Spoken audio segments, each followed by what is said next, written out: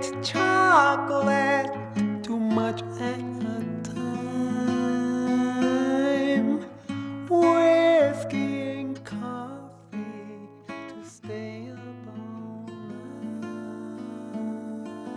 night. Chicago is very flat. Like, it's very flat. There's no hills in Chicago.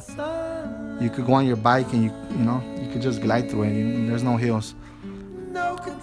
And so when I got back from Chicago, I think like you see your surroundings with new eyes. Like I got back, I came on the train, so I rolled through from Chicago down to Union Station, and it was like a 2-3 day trip. So I was going through all sorts of communities, sitting next to random people, and everybody has their own story, and it was beautiful, man. Like I never been on the train, and so when I came back and landed in Union Station, I was waiting for my ride right there. I think my sisters went to go pick me up.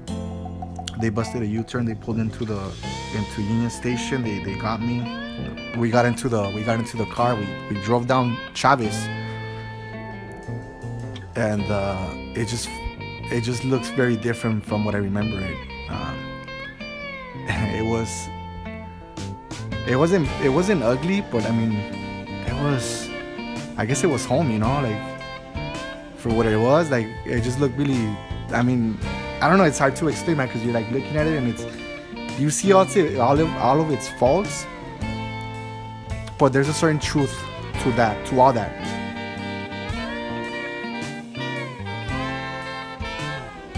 And so we were riding through, and I just I don't know, it just felt really good to be back and riding right back through Cesar Chavez, and knowing that I wasn't going to be going back.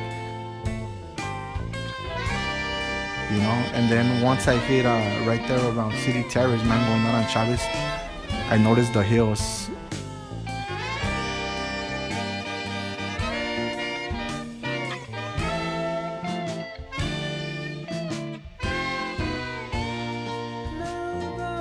When we pulled up to our new home, which my father had just bought, and we had all the hills in back of us, and I just thought they were like one of the most beautiful things I had ever seen, especially like at nighttime, because they were all light up. The street lights would light up, and they made me, again, like I'll go with that word again, like they made me feel something, that I had not really seen in my life, so it awakened the feeling, and so like they've always been present, they're always in the back, like they're there, and they're not gonna be moved,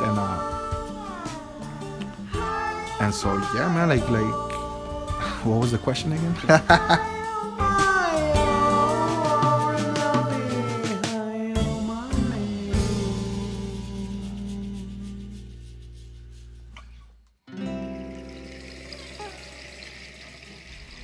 My name is Manuel Lopez. I grew up in Boyle Heights. I grew up right across the street from the Estrada headquarters, little apartments. And then we moved over to East LA, and right across the street from the Maravilla project. So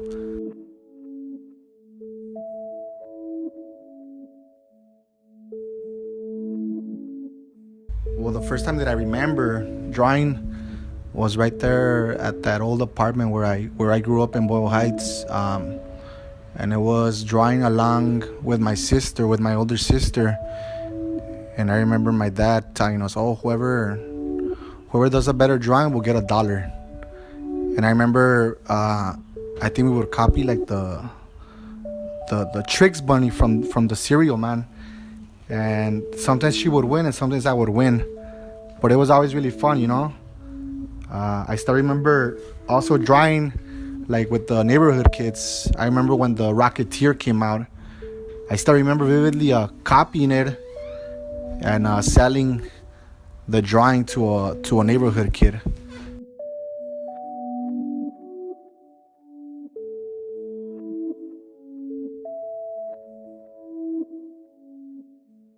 A creative process to me is just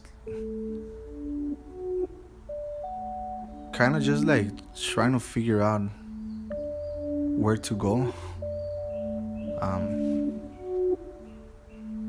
sort of like, that's a really good question. Yeah, I mean, I guess just trying to navigate.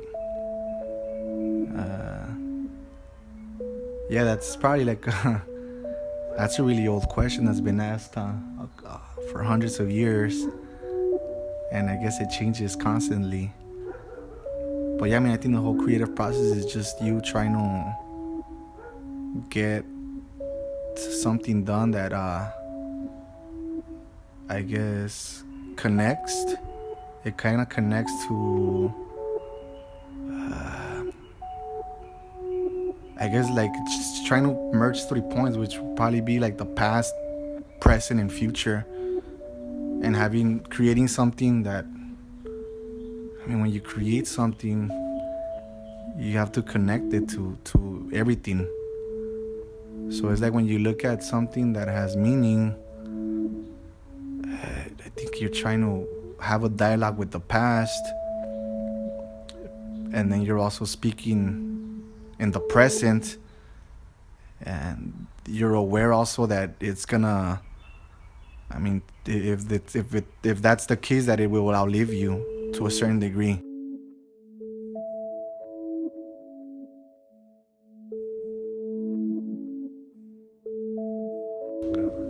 Lines. The way I look at a line is just um I like to look at drawings, and I'm very much into the quality of the line. I'm not so much into the image or the addition of all those lines, but I just feel like sometimes you could break a line off and it floats by itself. Like it's just like a beautiful, like a touch, like a really really nice touch. I mean, it doesn't even have to be nice because they could be really ugly. I guess I guess when it carries meaning, and you could kind of see, because I love looking at children's drawings. Like their lines are so beautiful, or outsider art. There's like the quality is there and it's present. And sometimes, like when you go to art school, they tell you to get rid of that line quality, man. Like, so, some people retain it, but others lose it, and some people actually do find it, so it's all good, But like, I guess I'm that's what I'm looking for when I look at a line. Like, just if it kind of sings, if it floats, or even if it sings, I don't know. Just it all depends. It depends on it's different lines and different feelings, and if that line speaks, I'm gonna try to hear it out, and see what it's saying.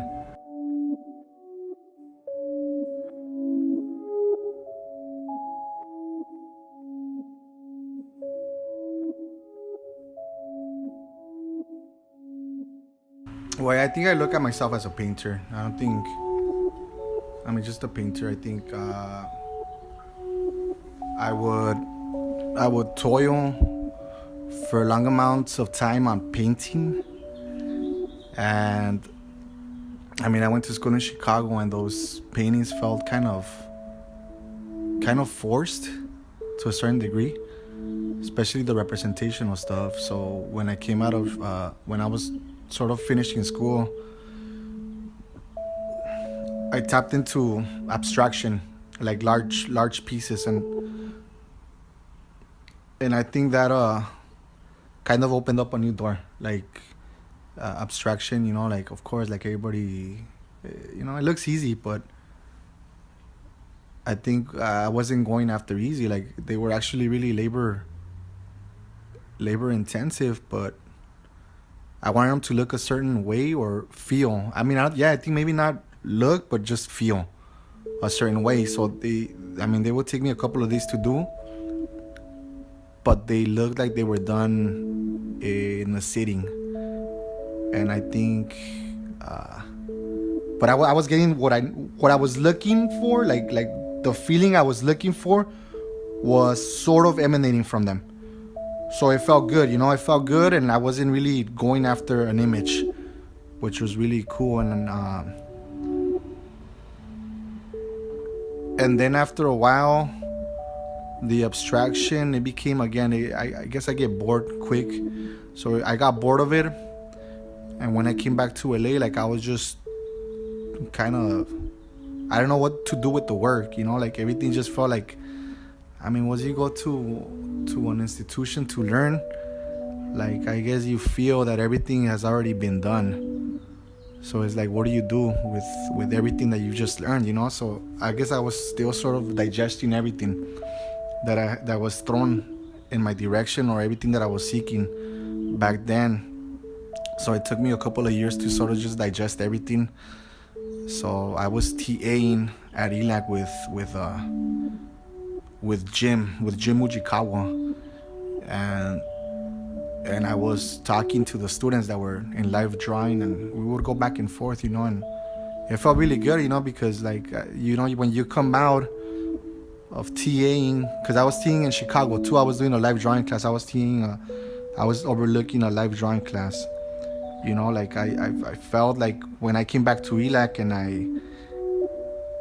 I was helping out the students, like at first I felt like like when you go to a school, I guess sometimes you feel you're all bad and shit once you graduate. But I mean, I really like the experience working at ELAC because it really humbles you, like just to be talking to newer students, like you have to humble yourself and know that you're still learning. Like it doesn't matter from what school you came from. Like I think it's just like you have to keep your mind open and just like you're learning from them and they're learning from you. So I thought it was a really beautiful thing.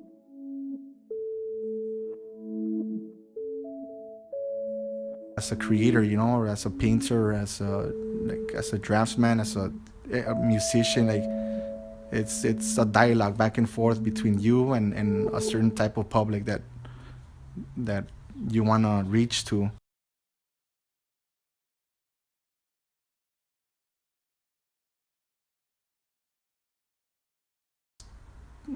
Thinking back on everything that I've gone through, like success to me is just like maybe just journeying through that road, man. Like it's not the price, but it's the journey. That's that you're able to see that what you're doing is relevant, and that you're really happy, or that you're really enjoying, or that you're living it while you're doing like the act of creation. I mean, not to sound grand or anything, because I mean, dude, I'll be doing a doodle and I don't think I ever feel so much alive as when I'm painting or drawing. And that's the truth. Like I think the world kind of bores me sometimes,